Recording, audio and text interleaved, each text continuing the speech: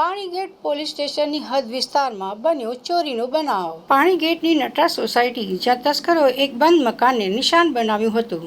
તસ્કરોએ આ ઘરમાંથી 6 તોલા સોનાના દાગીના, જેની અંદાજિત કિંમત 8.5 લાખ રૂપિયા થાય છે, તેની સાથે 1.5 લાખ રૂપિયાની રોકડ રકમ મળીને કુલ 11 લાખ રૂપિયાની માલમત્તાની ચોરી કરી નાસી છૂટ્યા છે। સૌથી મોટો સવાલ એ છે કે કલાદર્શન 4 રસ્તા પાસે જ સરકારી સીસીટીવી કેમેરા લાગેલા છે। આટલી કડક સુરક્ષા અને નજર હોવા છતાં તસ્કરો આટલી મોટી ચોરીને અંજામ આપવામાં સફળ રહ્યા। આ ઘટનાએ પાણીગેટ પોલીસ સ્ટેશનની રાત્રિ પેટ્રોલિંગની કામગીરીના ધજાગરા ઉડાવી દીધા છે।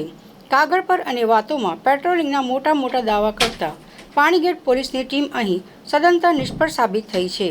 હંમેશની જેમ ચોરી થઈ ગયા પછી હવે પાણીગેટ પોલીસનો કાફલો કુંભકર્ણની નિંદ્રામાંથી જાગીને ચોરોની શોધખોળ કરવા માટે મેદાનમાં ઉતર્યો છે। FSL અને ડોગ સ્ક્વોડની મદદથી તપાસના ચક્રો ગતિમાન કરવામાં આવ્યા છે। આજે સવારે જ્યારે મમ્મી પપ્પાએ ઘર ખોલ્યું અંદાજિત 8:45 વાગે, ત્યારે આજે જારીનો જે નચુકો છે એ તૂટેલો હતો। એટલે પપ્પાને આઈડિયા આવી ગયો કે લગભગ કંઈક બનાવ બનેલો છે। એટલે હું મારી જોબ પર હતો, પપ્પાએ ફોન કર્યો તો હું તરત જ ઘરે આવી ગયો।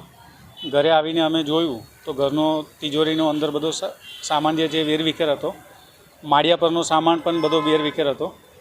પછી બધું ચેક કર્યું તો લગભગ ઘરની અંદર જે સોનાના દાગીના જે હતા એ પણ ચોરાયેલા છે, અને જે રોકડ હતી અંદાજિત 1.5 લાખની આજુબાજુ, એ રોકડ પણ ઘરમાંથી ગાયબ છે। પરિવાર ક્યાં હતું? રાત્રે પરિવાર ક્યાં ગયો? અમે લોકો ગઈકાલે રાત્રે અમારો બીજો ફ્લેટ છે દેવાશીષ હાઇટ્સમાં, અમે લોકો ત્યાં હતા। મારા બેનને ત્યાં જમવાનો પ્રોગ્રામ હતો, એટલે પછી રાત્રે અમે લોકો ત્યાં જ સૂઈ ગયા હતા, અને સવારે પછી આવ્યા તો આ બનાવ બનેલો છે। આની જાણ થતાની સાથે હું 112 પર જાણ કરેલી હતી, અને તરત જ પોલીસના અધિકારીઓ બધા આવ્યા, એમને જાણકારી લીધી છે બધી, અને પાણીગેટ પોલીસ સ્ટેશનમાં પણ હું અરજી તો આપેલી છે। હવે પ્રશાસન એવું કીધું છે કે કાર્યવાહી થશે અને રિકવરી થશે એવું આશ્વાસન આપેલું છે।